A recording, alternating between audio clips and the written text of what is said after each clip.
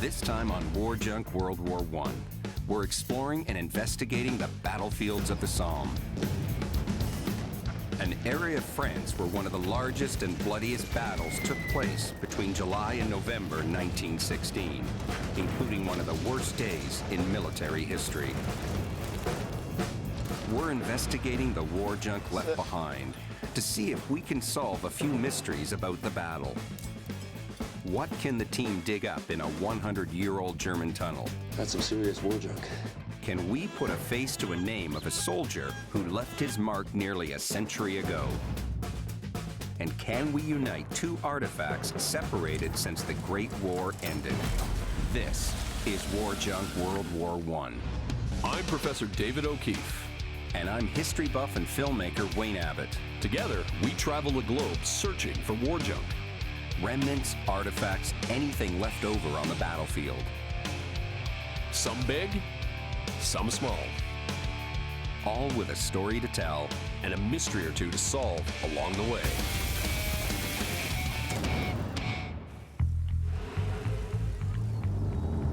So do you think we can get to the place? I think we can.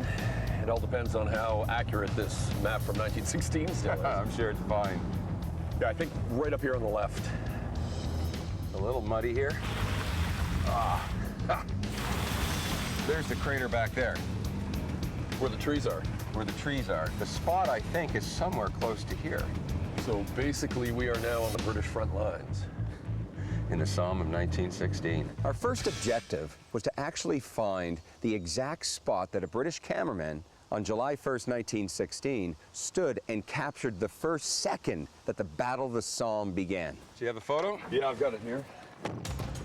The British cameraman Geoffrey Mallins, using an old crank camera, had orders to capture the opening attack of the Battle of the Somme.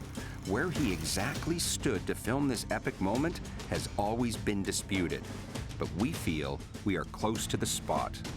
If we position the side of the ridge here with where we're standing, and those trees over there, that's the crater, which are represented here by that explosion. So let me set up, and I think I can frame the shot exactly the way Geoffrey Mallins did at 7:20 a.m. on the morning of July 1st, 1916. And then this ridge line to our left is almost perfect. You can imagine what it would have been like if you were the Germans and actually saw him setting up his camera. You'd have no clue what was about to happen. I mean, for weeks, British engineers had tunneled under the ridge and had dug out this massive cavern, packed it full of explosives, and right at H hour on the first day of the Battle of the Somme, boom. This was the first of many underground mine explosions on July 1st that destroyed strong German defensive positions. This site has become known as Hawthorne Crater. Welcome to the first day of the Battle of the Somme. The Somme battlefield lies 150 kilometers north of Paris and east of the town of Albert. The bloody battle lasted 4.5 months in this area. In total, the Allies suffered 650,000 casualties. Just over 24,000 were Canadian. Following the Hawthorne Crater explosion on July 1st, the British expected a swift victory, but quickly it turned into a bloodbath of epic proportions. 58,000 men were either killed, wounded, or went missing on that one day alone. But now we're going to a place, though, that saw the action on July 1st, Beaumont Hamel. Yeah, it's an incredibly special place, particularly for Newfoundlanders and Canadians. And we're going to meet a writer-historian. He says he has an unusual piece of war junk he wants to show us, but what it is, we don't know. Beaumont Hamel is just over the ridge from Hawthorne Crater. This well-preserved battlefield, now known as Newfoundland Memorial Park, witnessed some of the bloodiest fighting on July 1st, 1916. The Royal Newfoundland Regiment, operating under British command, attacked across this field early in the morning. Soon, however, their attack turned into a nightmare. We're hoping that writer and historian Philip Robinson can fill us in with more details. The Newfoundlanders, when they advanced, they came 2 companies up, a 500-600 meter front, and as they came over the skyline there, they'd have been silhouetted all along the ridgeline. So they, of course, got the full wrath of the German machine guns, riflemen, and artillery. And they were virtually wiped out here. Slightly over 800 Newfoundlanders came into the line, and only 110 of those survived unscathed. So basically everywhere we're standing right now. Would have been littered with dead and wounded. Hearing the stories from Philip really brought home how deadly the action was here on July 1st, 1916. You just have to be astonished at their courage. And this would have been just in the first few hours of the opening day of the Somme. In the first hour and a half. First hour and a half.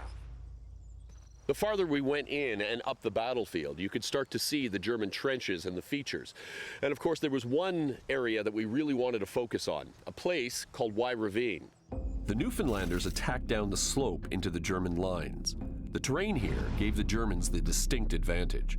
Y Ravine was a formidable defensive position, and it remains much like it was in 1916. You have this branch off the main ravine, which gave it its name, Y Ravine. So the importance of Y Ravine then was essentially being able to bring up reinforcements during battle, evacuate the wounded, bring up ammunition. With its steep sides and slopes and its chalk structure, you could drive dugouts into it easily.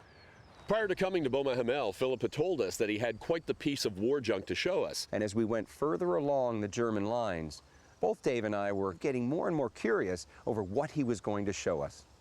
So those trees over there, that's the Hawthorne crater. That's the Hawthorne crater over there, that's quite right. And here we are, in fact, entering what was the forward part of the German line at the head of Y Ravine. And this is what I brought you to see. Yes. What the hell is this? This hatch is covering a shaft that is about 8 meters deep, that drops it down into a German tunnel. So in other words, we can get down, get into this tunnel that'll take us out under no man's land? That's right. If we lift this section of the hatch, then we have direct access to the shaft. Did you ever have any camera crews go with you down here? Never. Nobody's been down for a decade or so. This was something completely unexpected. We had no idea that we'd have a chance to get down into a tunnel that hadn't seen the light of day in years. Are you ready for an adventure? Can you believe that hatch? I mean, I just didn't know that's what Philip was going to show us. I mean, it's right under the front lines, German front lines at Beaumont Hamel, one of the most historic places in Canadian history. And we get a chance to get down into a tunnel that apparently extends out under no man's land. 100-year-old tunnel that very few, if any, people have ever seen. Our descent into the century-old tunnel will happen tomorrow, but now it's off to another location, just a few kilometers from Beaumont Hamel and Hawthorne Crater, a place with a very unusual name. So we're going to a place called Ocean Villas in the middle of the Somme. Yeah, well, actually, the town's real name is Auchan-Villers. But of course, the troops during World War I couldn't pronounce it properly, so they nicknamed it Ocean Villas. Oh, look at that. We're right here. There it is. I mean, we really are just off the front line here. Ocean Villas is a unique place and run by a rather unique lady, Avril Williams. Avril moved here 20 years ago from England, and the Somme is now her home. Hello. Hello. You must be Avril. I am. Hi, David O'Keefe. Oh, nice to meet you. This is Wayne Abbott. Hello, Wayne. Hello, Avril. Nice How are to you? meet you. So my, what a amazing place you have here. Oh, thank you. If I'm not mistaken, we are literally just a stone's throw from the front lines, aren't we? Yeah, we're what we call a frontline village. So during the war, or during the Battle of the Somme, what was this house used for? In 1914, when the French pushed the Germans back, they occupied Ocean Villas and made it a redoubt, an underground fortress for the French. So the whole area then was essentially turned into one giant fortress. Or the whole village. I have to tell you, we have a trench as well. You have a trench. Ocean Villas was then held by the British during the Battle of the Somme in 1916 and never fell into German hands. Look at this. And you see, from this, we've discovered how different the trenches were. This is a communication trench. This is a communication trench linking what to what? It goes down to the front line, that way Right to there. Beaumont Hamel. As far as a shell would go, which was 4 miles, they had to have trenches. So basically this was not a fighting trench, No. this is what they used to get up to and the main down, lines. just to protect them from shells or snipers. This is incredible. We've put it back exactly as it would have looked on the 1st of July 1916. Well, it's amazing to be here. I mean, these, you know, we always look at frontline trenches and think about the fighting trenches, but you forget you've got to get up to the trench and you've got to get back. And the whole area was under artillery fire. The idea was then to put in these almost subterranean highways, if you will, that would connect all the way up. And this one comes right by your place. Absolutely. Ocean Villas is itself an artifact from World War I. Avril then took us to the cellar of the main building. The foundation is the only part of the town that remains from World War I. Oh, this is tight. Can I stand up yet? Oh, is this period or was this rebuilt? No, it's not rebuilt. It's 17th century. The only thing that's been rebuilt is the entrance. So I've noticed there's etchings on the wall? Yes, this has given us the history. Used as a first aid post and makeshift prison, these etchings were made by British soldiers. Avril has researched them and knows their stories. It's outstanding. This is an incredible living artifact to the battles that went around and the men who served here. Yeah. I mean, do you have anything else on your property? Actually, we've got a museum if you'd like to go and see it. You've got your own museum here? Mm-hmm. Oh, I'd love to. This is it. This is your museum? Yep. This is huge. Oh my! I wasn't expecting this. This is huge. Look at the collection you have. When you said you had a museum, I kind of thought something a little smaller, perhaps. How did you get this collection? Oh, from a number of collectors. There is so much to Avril's museum, so many rare and unique items. We're about to find one that has a real mystery attached to it. And this is quite intriguing. Really? Yeah, because it's got all sorts of markings on it. We have a name here, and it looks like it's etched in, and it says L. Stokes. And we've got a service number. And then at the top, it looks like it has 116 BN, so the 116th Battalion. So you haven't done any research on this at all? No, nothing. So other than what we have marked on here, this is a complete mystery for you. Yeah. If you don't mind, we'd like to take some photos of this, and then we will process it, and we'll see what we come up with. First order of business, figuring out what the item really is. We already have 3 pieces of evidence: name, service number, and battalion. Oh, gosh. I mean, that's quite something. It could be a compass case, because look, it has actually like felt? A felt inside. I see something else here, guys. I mean, just above the name here, I see out, O-U-T. Well, yeah, you're right, eh? Yeah. O-U-T. Look at that. Get a picture. The markings on the case are overlapping. It makes it difficult to read, but then we make a significant discovery. S-C-O-U-T, Scout. What's this then? What? That's a BN. He was the battalion scout. That's a 4th piece of evidence. I mean, this really makes this something special. It is. And it would make sense why he would have a compass, right? If he's out there scouting about, he's going to have to mark things down. He's going to need one of these. This is an unbelievable artifact with this much information. Well, Mr. Stokes, maybe your compass case will tell us a story.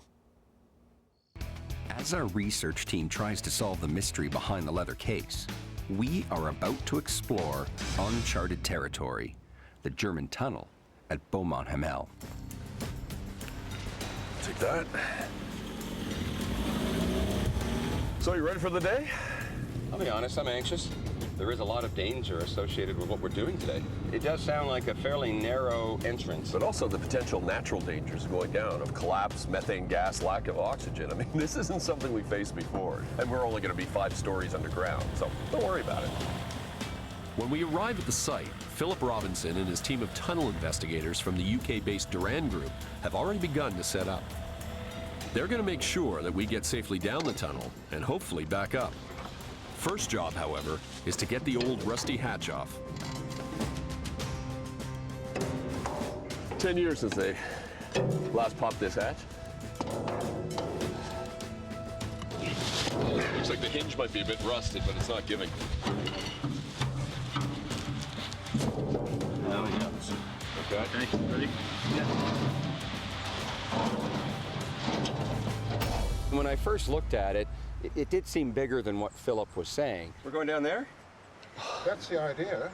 The thing that got me, though, was just the fact that when you look down, you couldn't see the bottom, and it just went into this dark abyss. This is the cross-section of the tunnel.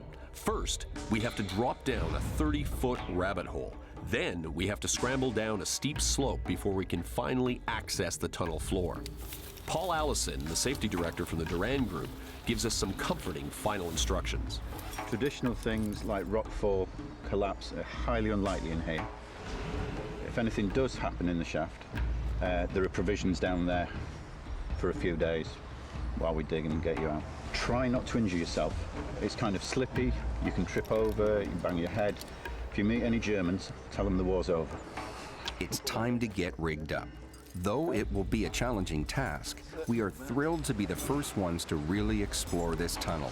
Game time is about to happen. What artifacts are down there, we just don't know. We're good to go? Yeah. Let's do it. Hey, boys. How are you feeling? Feeling good. Hey. A little anxious, but not bad. This was not the original entrance to the tunnel during the war. A collapse in the 1990s opened up this precarious and rather claustrophobic hole. So I'm actually at the narrow section right now. It's pretty tight, but should be okay. Once I get past the narrow section, I find myself at the top of the steep slope. Oh, I see. There we are. Oh, okay. I'm down. All right. We're not too bad. All I can see ahead of me is eerie darkness. Now I have to wait until Dave gets down. The question is, will he make it? So what they're going to do is, instead of going down a ladder like everybody else has because of my size and girth, they're going to have to lower me straight down. I want you to just start going down the ladder. You'll come onto the rope and your weight will transfer onto the rope from the ladder. Big man coming down. Yeah. Oh, now it's getting skinny. Plenty of butter and oil. Slow down. All right. Push your feet back. Push your back. He made it. This is amazing. This is better than I ever thought. It was well worth the trip down. It was amazing. As soon as I landed, all the nerves just simply subsided, and I just felt I was in my domain. This was incredible. Now I'm living history. It didn't look like much of the tunnel had fallen in, and it was almost, I think, exactly the same as it was 100 years ago. Oh, it's very neatly cut, isn't it? Yeah. You can just visualize a German sergeant major standing here saying, you know, trim that off, soldier. Now it's time to see what artifacts remain that may tell the story of what life was really like down here during the war. Look at this. Yeah. Looks like clips of rifle ammunition. If it's rimless, it's German. Looks It rimless. is rimless, yes. The first artifact is indeed German. No surprise, since tunneling began right after the first day of the Battle of the Somme. As we make our way deeper into the tunnel, Philip is able to give us more on its history. This was probably a listening post. Why would you need a listening post 5 stories underground? Almost certainly the reason for this tunnel was a fear that the British miners would be trying to get underneath the German lines at the head of Wye Ravine and blow them there. So the last thing they wanted was another surprise like they'd had at Hawthorne Crater. Located less than 1 kilometer from Hawthorne Crater, this tunnel was built under no man's land in order to listen for British engineers tunneling towards the German strongpoint at Wye Ravine. These tunnels were extremely important to the underground war. Some artifacts are found immediately, laying on top of the dried up mud floor. Then we discover something very rare. What have you got, Philip? Well, you tell me. I haven't seen a bullet like that I can think of. What's that? Yeah, look at that. This looks like an unusual bullet. That was extremely unusual. You're used to seeing Lee Enfield 303 ammunition, or in this case, German ammunition, but this was something completely different. I had never seen anything like this, and neither had Philip. It looks to be a narrower cartridge case as well. Well, we certainly have a war junk history here. As we continue to explore, more than just rusty pieces of metal appear. It's a boot. Look at this, hobnailed. That's a German boot. The boot was very poignant. Who left it there, who lost it. It was one of the most human or personal artifacts that we found in the tunnel. After 4.5 months of fighting, the Battle of the Somme ends in November 1916. The British capture the tunnel at this time. It must have been a great victory and relief to finally take control of Y Ravine. What we don't know is if they used the tunnel for any particular purpose. So far, we haven't found any British artifacts. Until that is, we turn the corner. Whoa. What's this? Private H. Robertson. 334. I'm not sure if that's a regiment or what that is. Royal Engineers. Royal Engineers. Okay. Oh. Okay. Oh, wow. J.J. Foley. Oh, even his number. 226-694, it looks like. Looks like it was written yesterday. Look at this. They're all in the... Is that Cooper? They even have a date. 11th of February. Looks like 17. Royal Army Medical Corps. This is tangible proof that the British soldiers indeed occupied this tunnel. But these weren't frontline infantry, mostly rear service troops. Were they exploring like we are now? Or were they using this tunnel to get away from the ceaseless fighting above? Here they have their names, the date they were down there, and their service numbers, plus the units they served with. These are amazing historical signposts. So more than likely, they were just doing an explorer like we were and thought they would sign their names. And I don't know. It was pretty special to see. Ready to haul and haul. Well, that was amazing. That was a unique Absolutely. experience, wasn't it? And the whole area is just strewn with artifacts. I mean, talk about a target-rich environment. This is it. Mick Hibbard from the Duran Group is their weapons expert. Now, that's really interesting, because that was made in England. England? England? England, indeed. This is an English bullet. So you're saying that this was made in England? Made in England for the Belgian army. We've made it as part of our war aid, sold it to the Belgians, captured by the Germans, and used here. After finding this unique bullet, we now want to further explore the tunnel. We're going to do a second expedition down in the tunnel. We're bringing in Craig Mitchell, our teammate, and in a couple of days, we're going to dig up the floor of this tunnel. Plus, we have another poignant war junk mystery to solve. We found about, 6 or 7 British soldiers who wrote their names on the side of the tunnel. Yeah, some from the Royal Army Medical Corps and some from a field construction unit, which was absolutely incredible. And they were down there in 1917. So we're going to send pictures off to the researchers, and there is enough information that possibly we could put a face to one of those names. We already have 2 great mysteries to solve in the Somme. We are currently trying to find any information with regards to the soldiers who signed their names on the side of the tunnel. But the etchings on the compass case from Averill's museum have given us a great lead. Dave, Yeah. it's great that you have that there, because look at what I have. Just came in from the research team. What's it? Oh my God. That tells us who L. Stokes is. You got his personnel file. Well, here, look, his regimental number matches up, 775572. And also the battalion he served with, the 116th. That's right. Can't wait to tell Averill now. What a huge break to be able to find this much information about one soldier and to find it so quickly. Well, this Averill is actually his index card in his personnel file, which marked his movements as he went throughout the war. L. Stokes is actually Lester Stokes from Ontario. So did he survive? He did. There's his number, 775572. It's exactly the same one. His battalion was at Vimy. It was also at Hill 70, and later on in Passchendaele, where he won the Military Medal for Bravery, which you can see noted here. Here Brave man. is Lester Stokes. And he's how old? He can't be very old. Lester Stokes lived till he was 100 years old. Wow. Well, this belongs to the family. What stories he could tell. As we search for more information about Lester Stokes and hopefully locate his family, We're going to meet up with Craig Mitchell, teammate and experienced digger. Have you searched or dug in a tunnel before? I've been in plenty of tunnels, but I've never had an opportunity to search or dig in one. you're not claustrophobic, are you? No. That's how we get in, and hopefully how we get out. A 7.7 metre drop through a tiny little hole. Yeah, but Dave made it. Oh, in that case, I'm a little bit more optimistic now. And prepare for our second expedition into the tunnel at Beaumont Hamel. Today, what we want to do is take Craig Mitchell down into the tunnel with his metal detector, scour the entire tunnel, and just see what artifacts have been buried in this area for 100 years. It's quite a substantial hole you've got there, isn't it? The caked mud along the floor is approximately 6 to 12 inches deep. Here we go again, boys. On our first expedition, we found a variety of artifacts. We really want to try and find family members of one of the British soldiers who signed his name in the tunnel in 1917.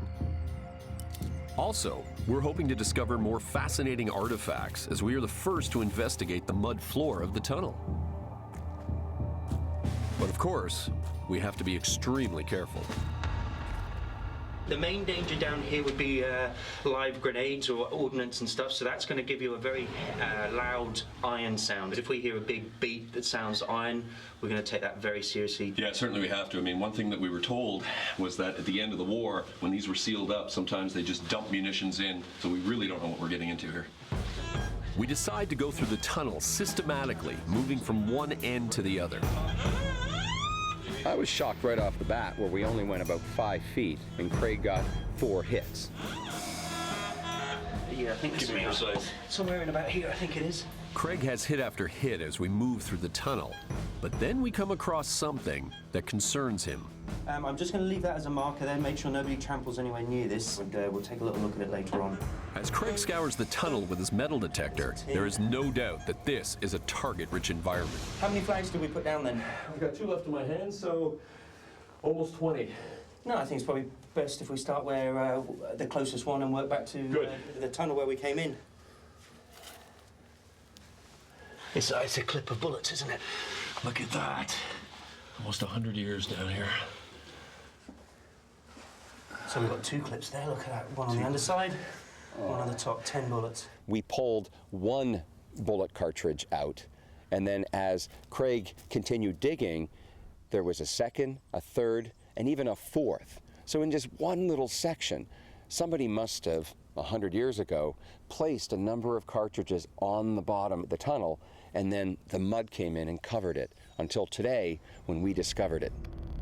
We continued the dig and uncovered everything from food cans to buttons to things we couldn't decipher. We backtracked to where Craig marked the target that concerned him. I don't know what it is, it could be anything, but just want to be a bit careful about it. He started to move around and then suddenly jump back and wouldn't touch it anymore. I realized we were dealing with some sort of an explosive. I think we should just take a picture of it. I don't really want to move this much further, actually. I'm very concerned about this.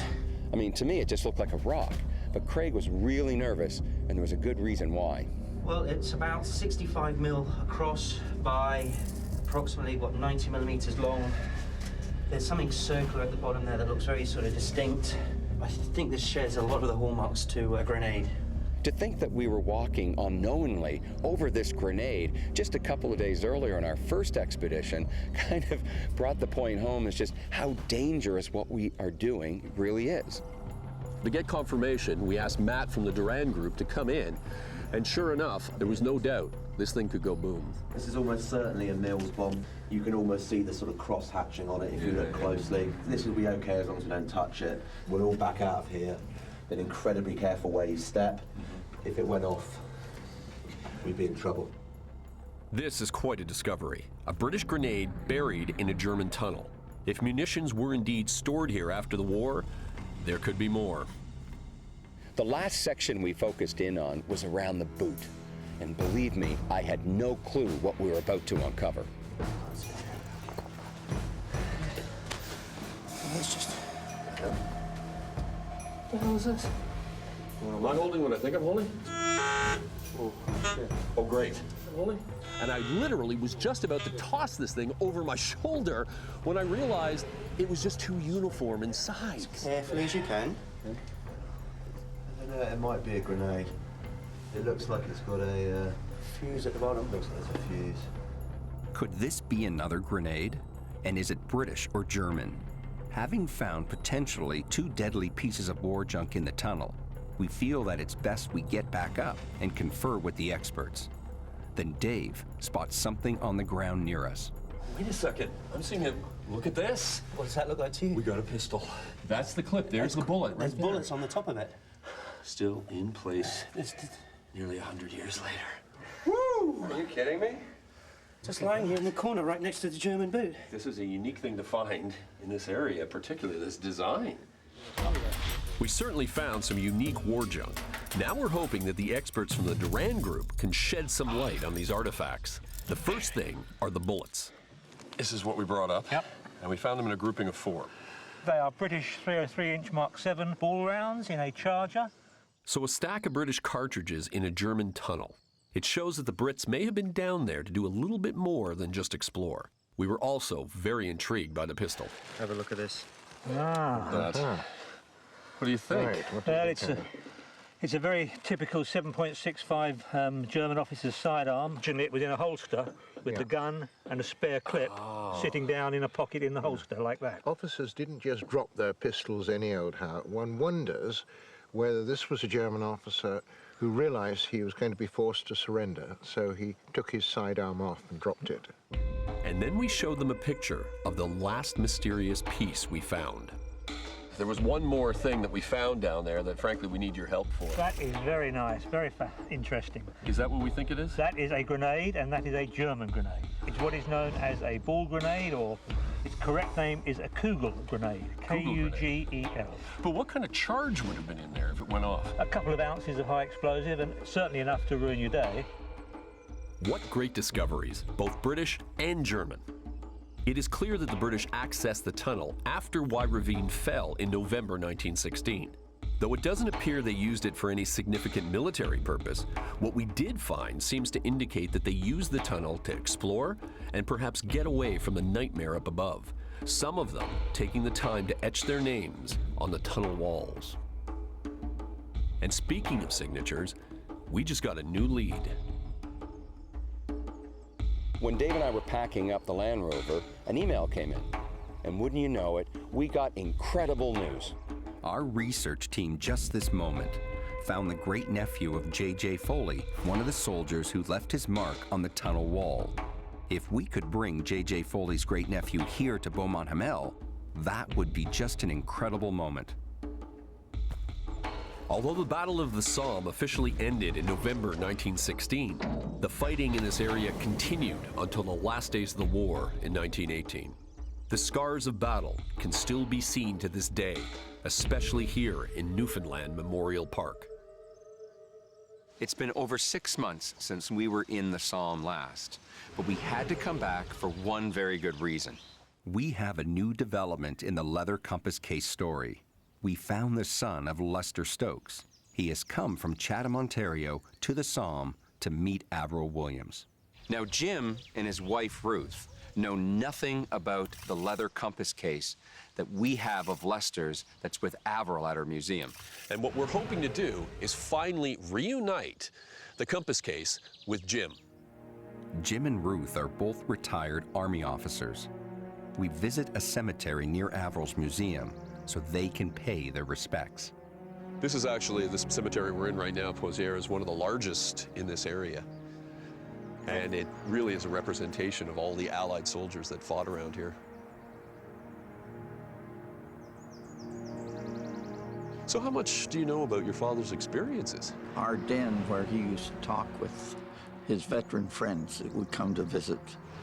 You could sit right at the edge in the hall, and if you kept your mouth shut, you could learn a great deal. The children, even the grandchildren, would sit quietly and listen to what Papa was talking about. So it included the whole family, which was wonderful to see.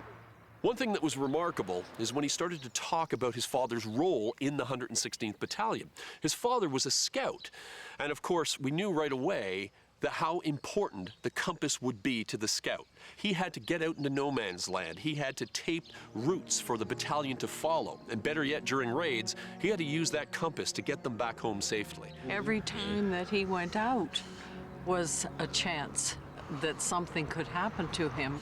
And that's why he had that compass that we've got with us that he brought back. So you brought the compass with you then? Yes, yes. Jim brought a compass with him. This is not something that Dave and I expected. It would be fair to say then that this was perhaps his most cherished memento?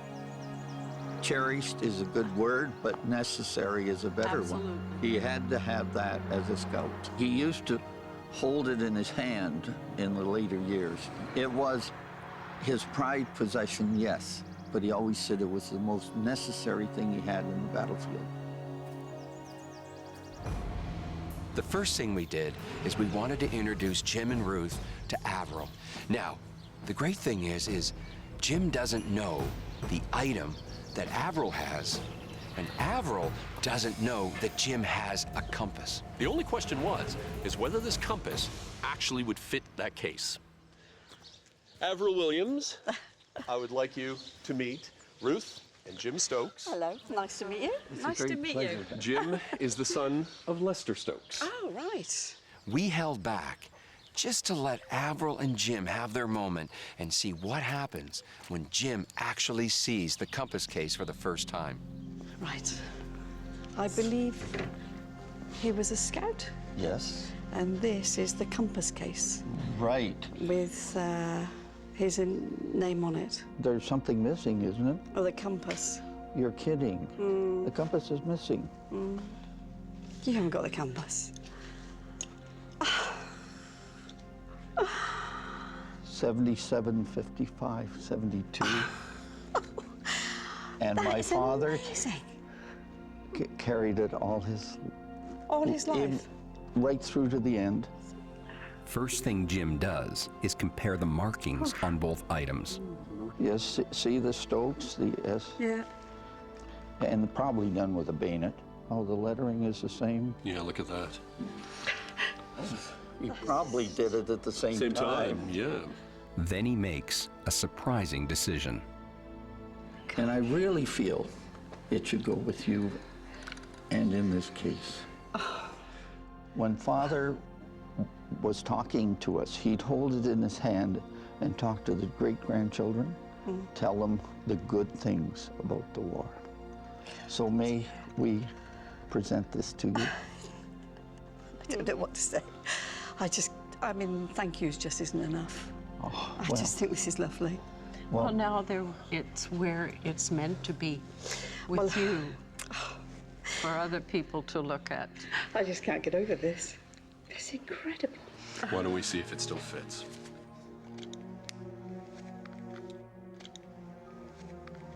It goes in perfectly. And perfectly, back home. And now, after a century, the Stokes story comes full circle. I couldn't believe that the compass case survived. It's absolutely fantastic to be able to put something back where it belongs. This is the first time in nearly 100 years that the compass and its case were together once again. There was one more thing we had to do.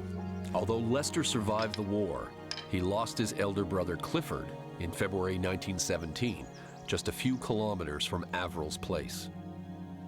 It seems most appropriate to take Jim to the Regina Trench Cemetery, Clifford's final resting place.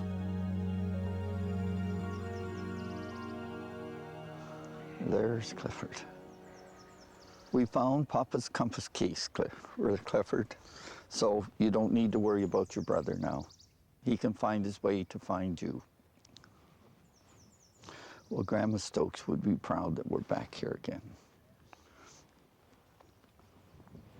We've looked after both her boys.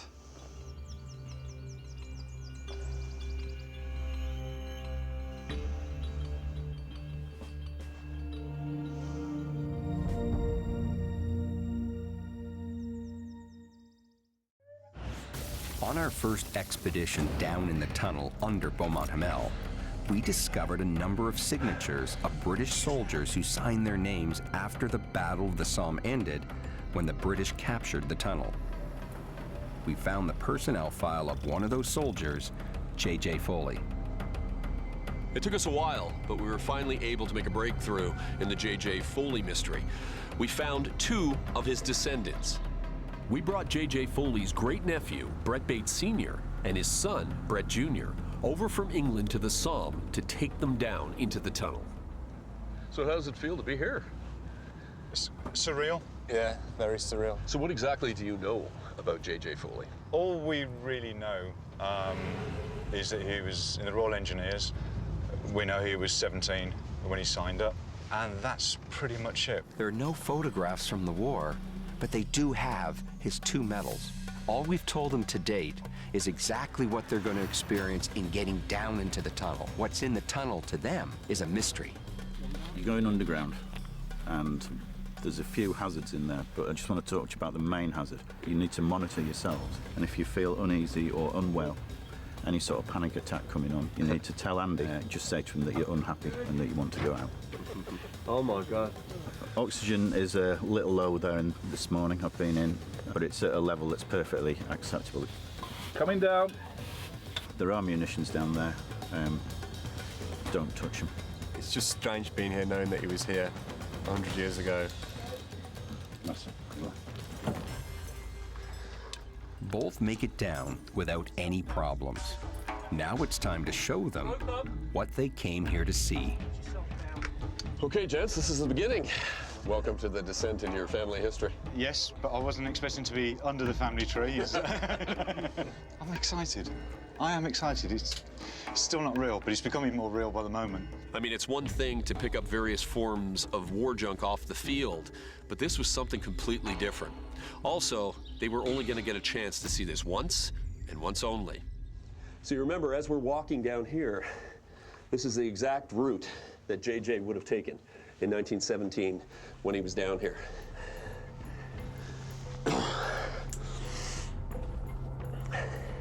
Okay, gents, we're just about to get to the bend, which takes us to the last part of the tunnel. And you can see, take a look around. And guess what we see? Oh my God. Look, that's Jack. Yeah. I can't believe how preserved it is. It was amazing watching them look at the signature of J.J. Foley. It kind of opened up a crack in their family history, and they just jumped right in. It's unbelievable. Believe it or not, and it is only a signature on the wall, but I actually feel like I know him. He was a name on a piece of paper, really, beforehand. But he did this.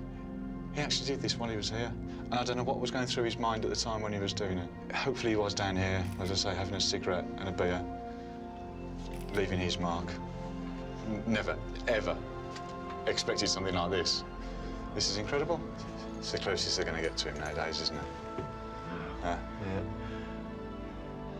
Jack and his medals. Well done, Jack.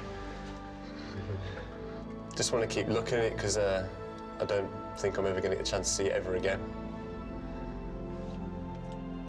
Well, at least we got the photograph. Our journey through the Somme has come to a poignant end. It's quite remarkable being able to reunite lost artifacts with families of soldiers who fought during World War I. It's amazing to think that the Somme still has secrets to give up, even after 100 years.